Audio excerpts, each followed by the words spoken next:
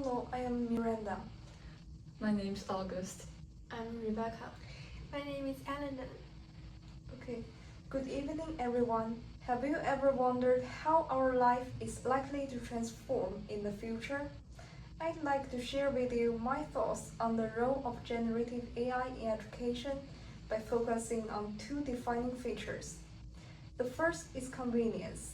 AI-powered platforms such as Khan Academy is increasingly making our students more accessible to learning resources with different categories and sources.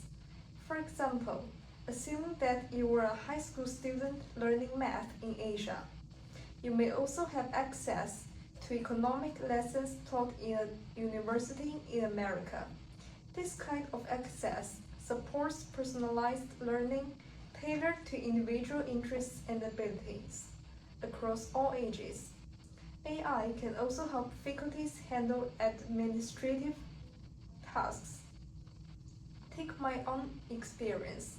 I joined class Camp 1023 last week and was asked to submit my homework through Zinc, an AI-based platform where my homework would be graded automatically.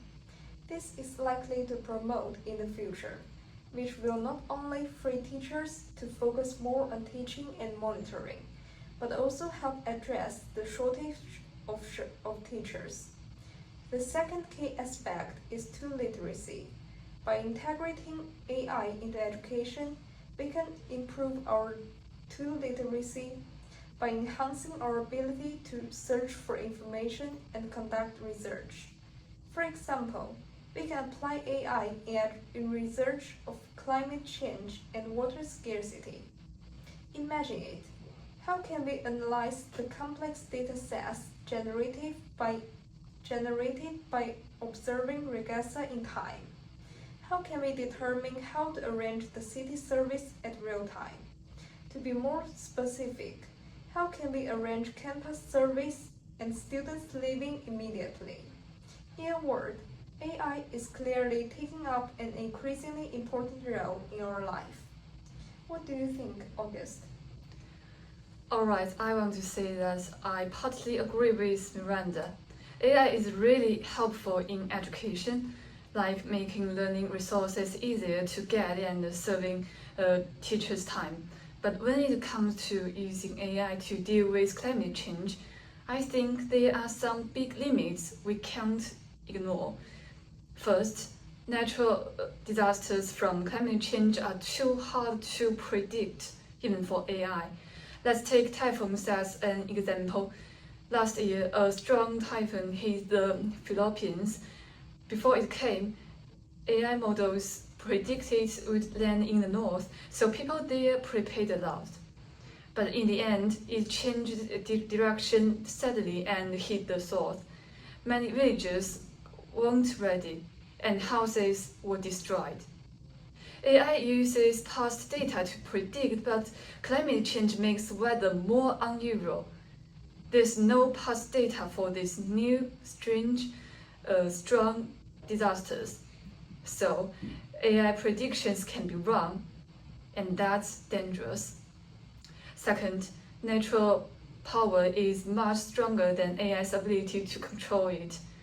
Think about wildfires in Australia a few years ago. AI helped monitor the fire spread at first, but when the wind got stronger and the fire grew bigger, burning thousands of hectares of land and killing many animals, AI couldn't stop it. We can use AI to watch the disaster, but we can't let AI fight the huge power of nature. Climate change makes these disasters more intense, and AI just isn't strong enough to fix that. Third, AI itself has limits because of how it's developed. AI needs a lot of data and energy to work, but for many places hit hard by climate change, like small islands in the Pacific or poor villages in Africa. They don't have enough data about local climate changes. AI can't make good predictions without data. Also, training AI uses lots of electricity, which often comes from burning coal. That means using AI might even add more greenhouse gases to the air, making climate change worse. Don't get me wrong, I'm not saying AI is useless for climate change. It can help us collect basic information like measuring sea level rise, but we can't rely on it too much. To fight climate change, we need more AI. We need to cut down on pollution, protect forests, and work together globally. Okay, I want to add to what August just said about climate change. Actually, you can't talk about climate change without talking about the water. They are like two sides of the same coin. Climate change is the biggest cause of the global water crisis, and this crisis will make climate change even worse. Global issues might sound big, but their effects are actually very close to home, right here in Hong Kong, right around us. The impacts on our daily lives will be huge. Hong Kong gets about 70% of its fresh water from the mainland. If the climate change causes droughts there or mess up the supply channels, our daily life will change right away. Imagine our HKUST labs having to stop experiments because of the water shortage, shower times in dormitory being strictly limited, or even air conditioners not working properly during hot weather because of low water pressure. This isn't scared tactics, it is a possible reality. In Hong Kong, there are challenges and problems too. We are a coastal city, surrounded by seawater, but we are extremely short of usable fresh water. And you can say turning seawater into drinking water is an option, but it is expensive, and the waste product, brine or if not handled correctly, will damage our nearby marine ecosystem and affect the seafood we love. Another issue is the old water supply pipes. Hong Kong has many pipes that have been in use for decades, leaking precious water every day without our noticing.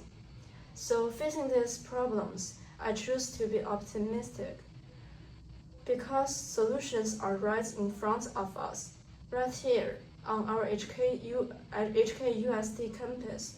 Our university research teams are working on more efficient and cheaper water cleaning technologies. Water-saving measures are also being promoted on campus, like using recycled water for watering plants. These are positive signs. And what's more, Hong Kong people are actually very aware of saving water. As long as the government and the university provide more convenient conditions and proper guidance, each of us can contribute to water conservation. In the coming decades, water resource issues will be a challenge that our generation must face. For us HKUST students, this isn't just an environmental topic, but a real problem that we can solve with our wisdom and actions. I believe that by starting with small things around us, we are fully capable of contributing to Hong Kong's water secure city. Well, I like to mention an important invention that could also impact our future. It's called smart cities, and it might provide a practical method to solve problems like climate change, like August mentioned, and water scarcity, like Rebecca mentioned. The thing smart cities is really about how technology starts to help out in our day-to-day lives, how making things easier and safer. Here's an example. Imagine we're about to leave our dormitory to school, or perhaps in the future, leave our flat to work. Instead of just checking the MTR app for delays, our phone could tell us the next train is packed, but if you wait 5 minutes, the following one has plenty of space. It might even suggest there's a rain expected in 20 minutes. Maybe you should grab your umbrella. and here's a small discount at a coffee shop near the quietest station entrance. It could just save us from the bit of morning stress. But smart cities actually goes deeper than just convenience. Think about something like the recent typhoon. After a big storm, we all see the news about flooding and damage. Now, imagine how a smart cities could react. Smart sensors in drains and reservoirs could monitor water levels in real time. If one area is starting to get too much water, the system could automatically redirect it to less crowded drains or even to storage facilities. This isn't just about handling a crisis, it's about being smarter with a precious resource like water, especially as climate change makes weather patterns more unpredictable and water scarcity a growing concern everywhere. It's like the city learning to be more resilient. And the real magic is how these things connect. The data from our octopus card, from traffic flow, from the weather stations, it all works together. It helps the city manage traffic to improve air quality in a particular neighborhood. The goal isn't just efficiency. It's about making a crowded, bustling place like Hong Kong feels more thoughtful and genuinely more livable for every one of us, especially as we face bigger challenges like climate change together. But despite all the benefits Smart City provides, I think there is a problem, and we can discuss it together. Well, you see, a smart city sees efficiency as the ultimate goal, and in doing so, it starts to treat everything, including our public attention, as a resource. This creates a powerful partnership between the city's systems and commercial media. Our public space, both physical and digital, becomes an auction. On the MTR, your phone might be getting a public service alert about water scarcity, but the message is instantly drowned out by screens around you, while like glaring ads for the latest luxury watch or bags. The smart city's infrastructure provides a platform, and commercial media provides the content, all competing a slice of our focus. Yes, I totally agree with Elena. In this auction, the highest bidder always wins. A major bank can dominate the visual landscape, but a local community group trying to warn people about deadly heat wave is priced out. Their crucial message about a real social injustice become invisible. Yes, a truly smart city wouldn't just manage traffic, it would ensure that the most important conversations about our survival and our fairness are the ones we all can see and hear. Okay, but isn't this just playing the wrong thing? Smart cities are just tools. The real reasons for social unfairness are much bigger, like rich people having more money than poor people, and bad housing rules. Looking too much at ads is like putting a small bandage on a big cut. It doesn't fix what is really wrong. We should be solving the economic problems, not the ads. That's a fair point, and I agree that deep economic structures are the root cause. But that's exactly why this matters. The smart city isn't neutral too. It's an active barrier. By putting a price tag on public dialogue, it ensures that those deep economic problems never get the widespread attention needed to actually change them. It's not a symptom, it's the mechanism that keeps the disease locked in place. A community group can't fight for fair housing if its message is silenced before it can even be heard. What's more, I see the same problem with inequality in AI. A rich kid has a fast laptop and paid AI tool. A poor kid shares an old laptop with a slow connection. This directly affects their academic performance. If we leave this to the market, AI in school will become another advantage for the wealthy. This is a justice problem.